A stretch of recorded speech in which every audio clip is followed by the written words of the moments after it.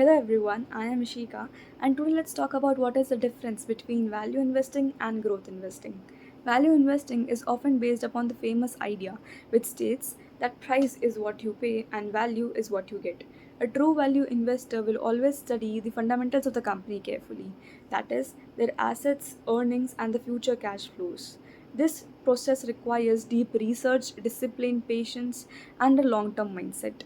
Now, here a true value investor invests in the stocks of the company only when he believes that the stocks are trading much lower than its intrinsic value, creating a margin of safety.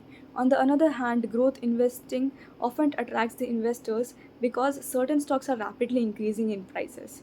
Here, the investors' decisions are sometimes based upon the expectations, excitements, and the popular opinion and not their deep analysis.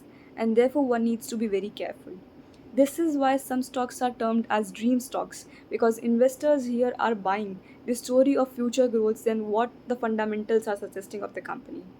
So, in short, we can conclude that value investing is all about buying the strong businesses with or at a deep discount, whereas growth investing is where simply investors are buying the stocks of the company that are rapidly increasing in the prices based upon the market sentiments.